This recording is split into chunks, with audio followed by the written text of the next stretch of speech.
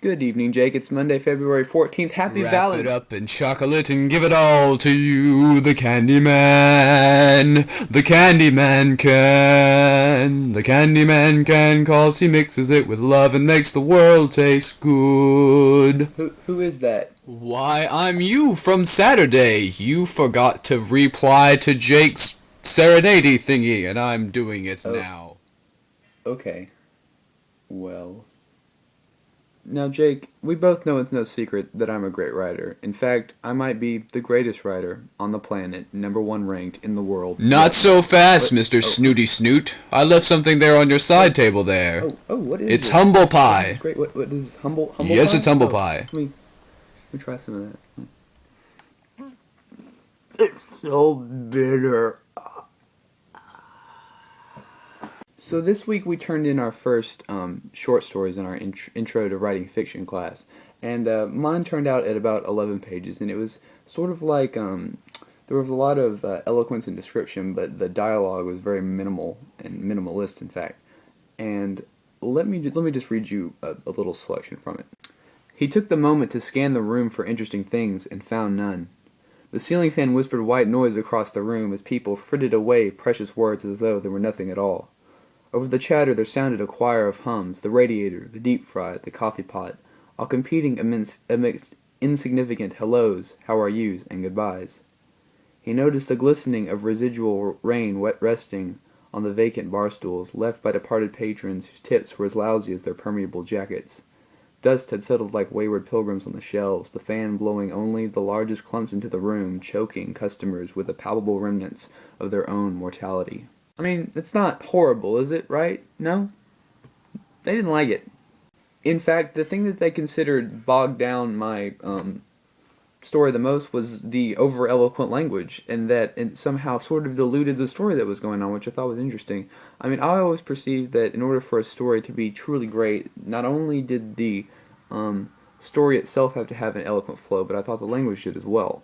That is not to say that the language had to be overblown in any way, but there was a certain eloquence to the simplicity or complication of the words, if that makes any sense. But the interesting thing is that out of all the ambiguities they questioned, was Hallie Henry's daughter, or did Ginny and Henry used to be together, or is Ginny's husband Henry's best friend? All the answers were yes, which raised some interesting questions for me about the difference between showing and telling, and if it was really necessary that I put in all those things.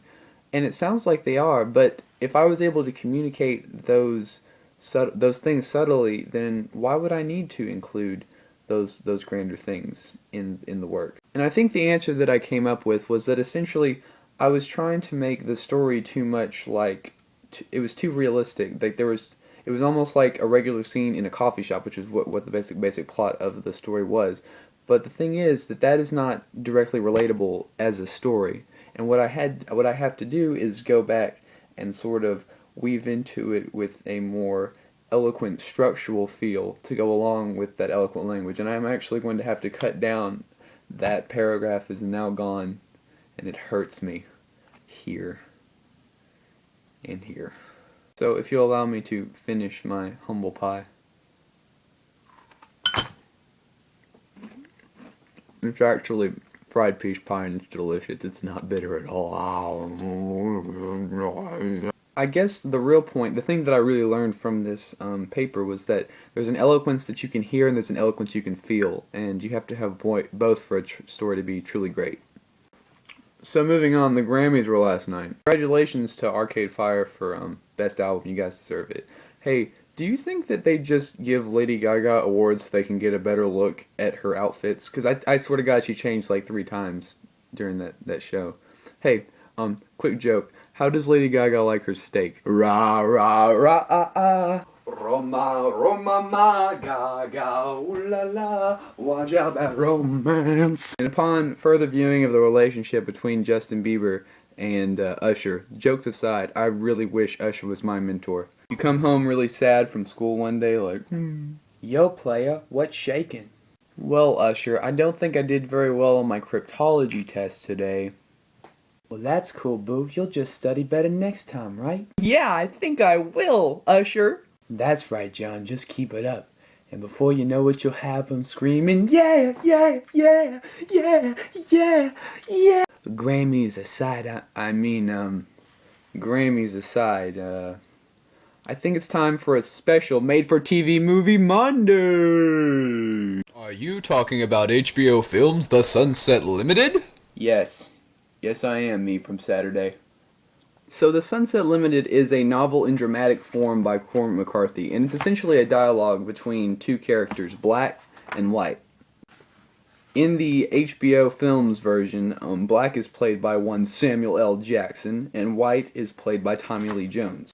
Tommy Lee Jones is actually also the director and the executive producer for this, and it was all shot in a single hand-constructed room in like El Paso, Texas. Now the story essentially opens up on black and white in Black's apartment, and White's really reluctant about being there. And through the conversation, you sort of start to learn that White tried to throw himself in front of a train called the Sunset Limited in New York City, and Black saved him, brought him back to his apartment, and is trying to understand why he has tried to kill himself, and is going to try to prevent him from attempting to do it in the future. Now, McCarthy's dialogue is absolutely immaculate. I read this for a required reading supplement in senior year, and it's absolutely breathtaking at some points. Just the eloquence of his, and since I've never heard it read out loud, it's just all the better. And the transition in the tone of the dialogue is dramatic and beautiful in the way that it sort of goes from being very very quiet and quaint, and then they actually ascend up into almost a level of equality or friendship, and then they sort of dip back down lower than they were to begin with in a way that is just awesome. You have to see this, really. You do. Watch it. Now, there is a great dichotomy in the way that the story is resolved, because one character is ultimately shaken to the core of their beliefs. I mean, they will never be the same in their doubts and insecurities that are reflected and sort of set in motion by the catalyst that is this play. And the other is so cemented in their beliefs that they will go on to have those beliefs sort of designate their end in an awesome way. I love this play. Now, I've heard a lot of people with mixed feelings about both of the actors involved, Samuel L. Jackson and Tommy Lee Jones. A lot of people have said that, you know, Samuel L. Jackson has this sort of kind of bombastic attitude sometimes that he can't really shape down to believable characters. That's not my criticism, that's other people. I'm a fan of Samuel L. Jackson, even in Snakes on a Plane. But that sort of zeal that he has really lends to this very spiritual character, and the way that that character develops through the dialogue is really evidenced in what really is a solid performance by Samuel L. Jackson. I've heard people say Tommy Lee Jones sort of falls into the niche of the same character every time, sort of like a Wild West, you know, tough kind of cowboy kind of guy, which I guess you could sort of say is similar in Men in Black and No Country for Old Men, but his character, who is often called the Professor within the context of the play, is created and commanded with such an articulation that I, as a sometime actor, am quite jealous of.